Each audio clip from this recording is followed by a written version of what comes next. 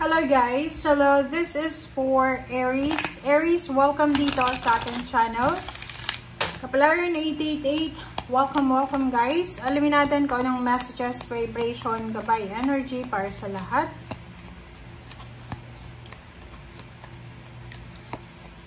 Aries. Aries, first card mo dito is stay optimistic, stay positive. Tingnan natin dito sa second deck.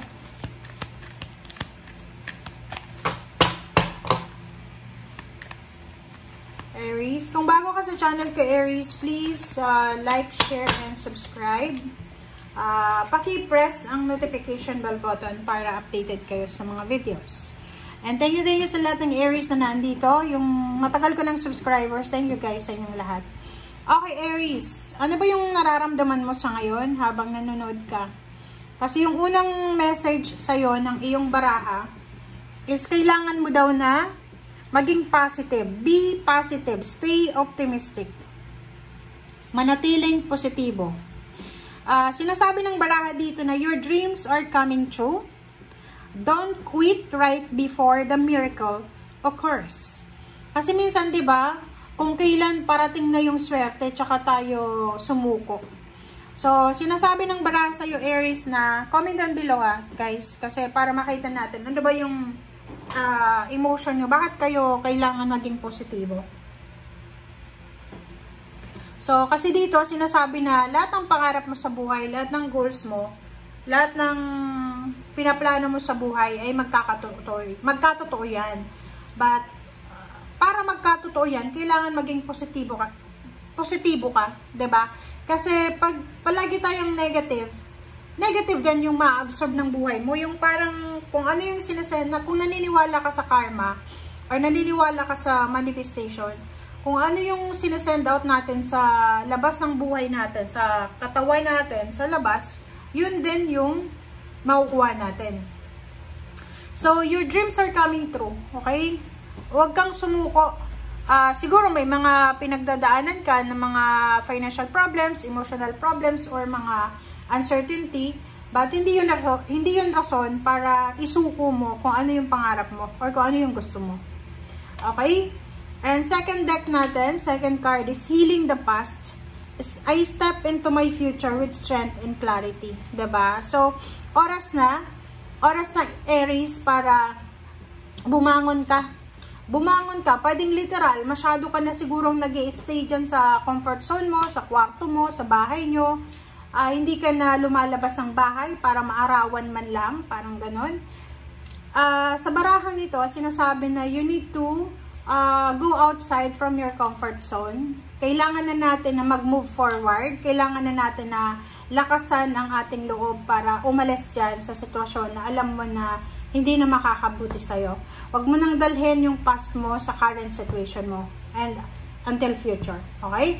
Move on, start over, be positive, and smile. Be thankful and grateful. Okay? So, sinasabi ng baraha sa'yo na ikaw ang makakapag-desisyon kung ano yung buhay na gusto mong mangyari sa buhay mo. Okay? Oras na. This is the perfect timing. This is the perfect energy na kalimutan mo na yung nakaraan.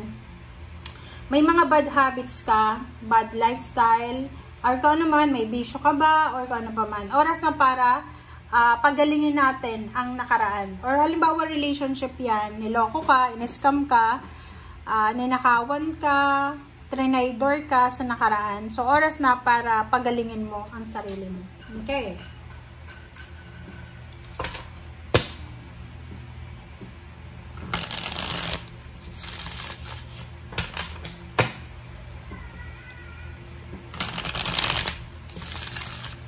Okay, tingnan natin Aries kung ano yung sasabihin sa'yo ng third deck natin.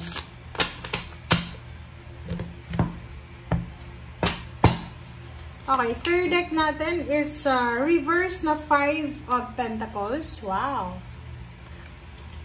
Death card. Okay, Aries. 3 of Pentacles. This is for the month of September, guys. And 2 of Pentacles and 7 of Cups. Sa ilalim mo dito is Queen of Wands. So, this is freedom.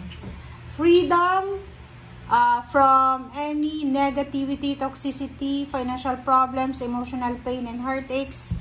And you will be free. Parang sinasabi ng baraha. So, kailangan mo maging positibo. You're healing from your past and you will be free. Okay?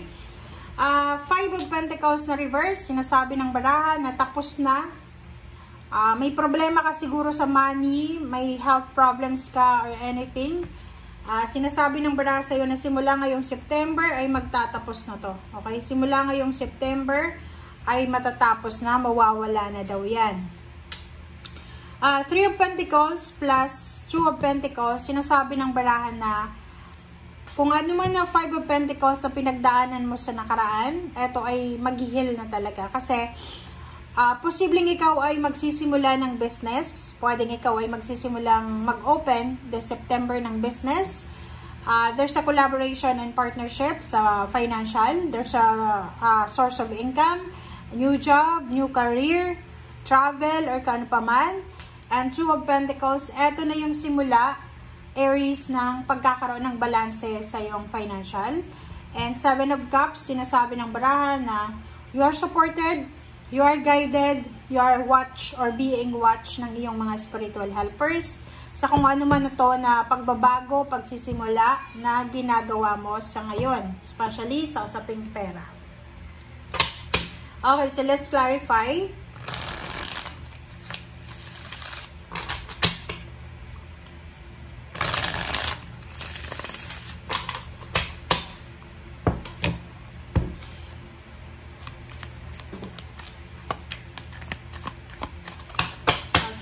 Aries. Dalawa yung Death card. So, there's a transformation. There's an ending. And you will be powerful. Diba? Congratulations, Aries.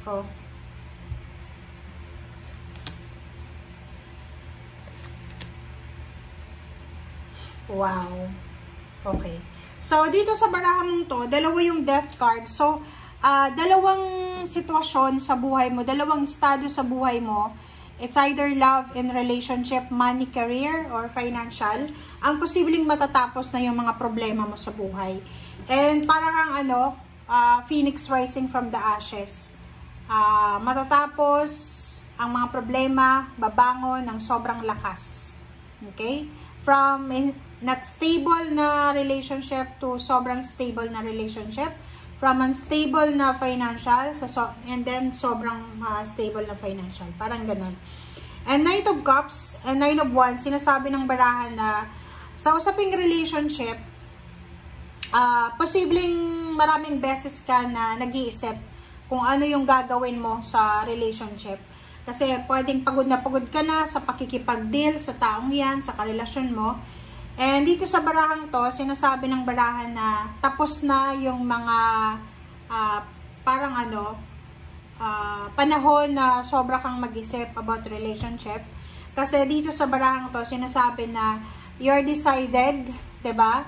Like may manliligaw ka, 9 years na siyang nanliligaw sa'yo, tapos hindi mo pa rin siya tinatanggap. Ngayon, posibleng magkaroon na ng closure. So, pwedeng sagutin mo na siya, o baka ang taong yun na nanliligaw sa'yo will move on na lang. Okay?